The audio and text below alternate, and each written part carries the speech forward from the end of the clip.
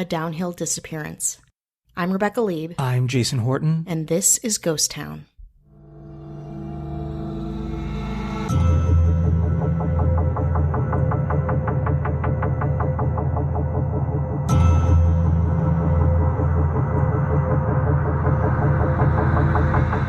This search has spanned now across the country and then here in Sacramento. After a massive 6-day search, a skier who went missing in New York has been found safe nearly 3,000 miles away in Sacramento. Authorities launched a search for the 49-year-old skier last Wednesday after his companions reported him missing. On February 7th, 2018, Danny Filippidis, age 50, was skiing with fellow Toronto firefighters on the Whiteface Mountain Ski Resort in Lake Placid, New York. He left his friends to get his cell phone, wanted to take some pictures. He's like, I need my cell phone to take some pics. Down to his car. No one saw him on the mountain again. He had disappeared. Vanished. Where did he go? We don't know. We do know that 6 days later, he showed up in Sacramento. Wait, what? Yeah.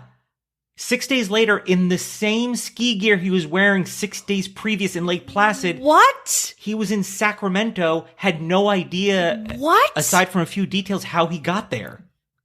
Wow. This is I don't believe in amnesia, really. I'm like, there's gotta be something. But like, stuff like this, I'm like, there's so many missing pieces.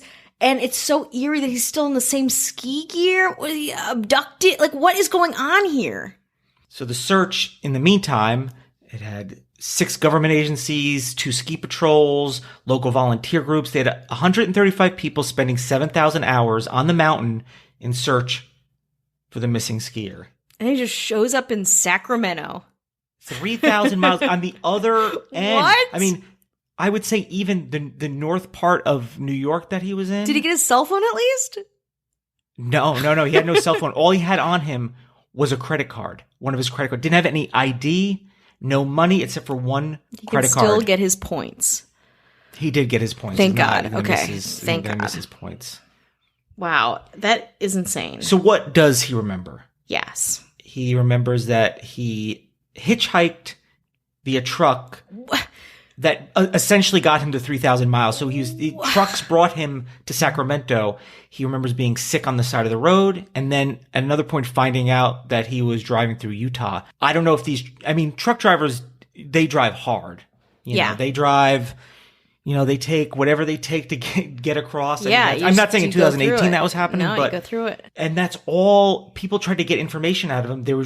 He had nothing to. But even the impetus to start he can't even answer why he even started hitchhiking across the country. Like, is there something in Sacramento? No? You're just shaking I need more than this. No, I mean, he was found having sex with another woman, but he's like, I don't know who this woman is. Huh? Who am I? Is this my penis inside this woman? I have no idea. Huh? And he was like, sorry, I just have amnesia. I'm going to finish having sex. Yeah, exactly. And then we'll get back to it. I don't want to be rude. I don't want to get back to this. And those other kids calling me dad, I don't know what their deal is. I don't care if they look like me. Exactly. No. We're joking, but that was some of the speculation that he maybe was covering up from some thing that was going on, some secret life, family, but not found to be true. But I think that's initially what people thought. So once he made it to Sacramento, and this is how he made communication. He bought an iPhone, went right to iPhone. Sure, you don't want that green bubble, please. Even if you've been Cricket Wireless in trucks.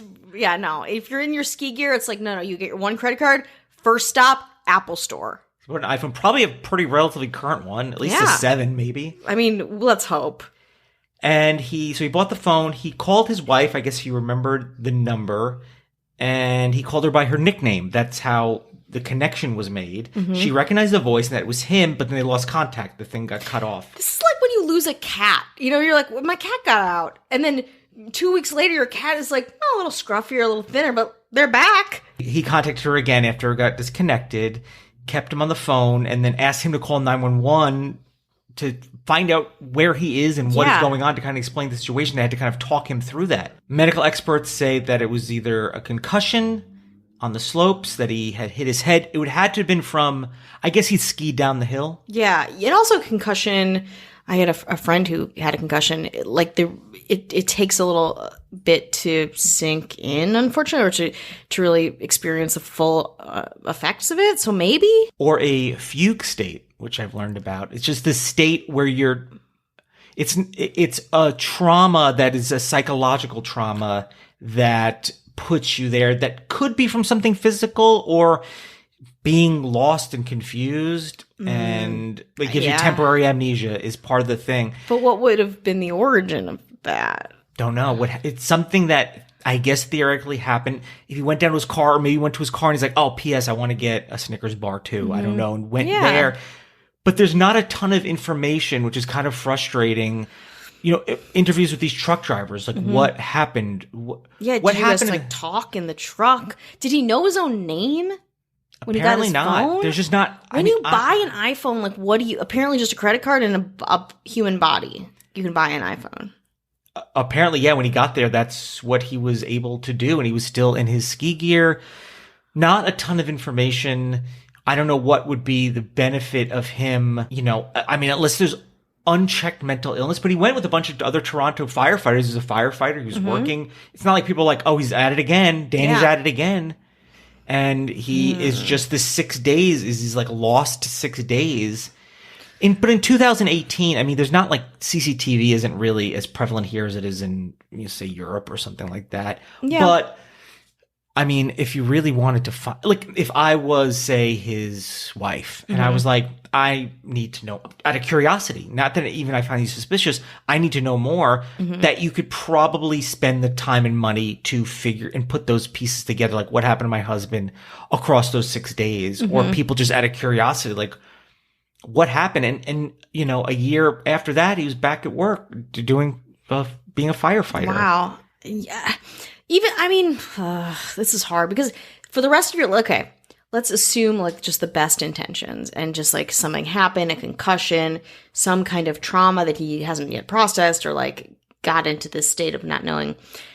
For the rest of your life, wouldn't you fear that that would happen again, or some, you know, like aftermath of that would happen again, and not trust your, like, to be a fireman, to, like, it's like you're in a position of helping other people, you know, you're around dangerous situations. Like, how do you ever go back to that? I don't know. I honestly was like looking for information, and there just wasn't a lot of stuff, and it's pretty recent, and I figure technology would be involved. You know, people it's not like people's like, well, they died right after. This was 2 years ago. There's just not a lot of information, unless if you're out there listening and you have information, please. We would love to know. I do not like this. One of those cases that kind of got into unexplained missing persons that just show up. There's ones that I saw, we can get into maybe another time, that was like a year and a half later. And it's like, what happened to Jerry? And there's not like a ton of answers. But then he's just back. The problem too is like, there's, I think, this weird, almost a sense of closure when they're gone forever, because you're like, I just don't have this person. But he comes back and he's like, I'm back, knew to call his wife, but doesn't, and knew he hitchhiked barely, had one credit card, but doesn't know, like, the missing, to exist like that and to have your family exist in that space is, for me, like, I'm maddened by it right now, because you can't get, like, when you go to a hypnotist or something, or get, I don't know. And I mean, I guess it could take 6 days, especially if you're hitchhiking and people are going and stopping. But where do you sleep? I guess you could theoretically always be sleeping in a truck. That's totally possible. Yeah. But anyone wondering, it's like, hey, buddy, what happened? I don't know. He's like, all right. And he went back to his old life too. Yeah. It's not like he was trying to escape anything and was like, I've escaped and here I'm gone. Like that Unsolved Mysteries from the last season, that guy who just like killed his family and just retreated into the mountains. This is a guy who went back to his old life, so which makes me believe that he wasn't his fault. Just like something, he just hit his head real hard. And we don't have a ton of information. Like I said, we don't have information on what his background is, and people probably don't want to drag him through the mud if it's true. Yeah. They don't want to be like, oh, P.S., why don't you mention that you're on medication for whatever issues you might have? Or there's just so many factors, people, different makeups of everything, and situations where I guess just things like this just happen. Yeah. It's just so strange that over 6 days, a day, sure. Yeah. 6 days,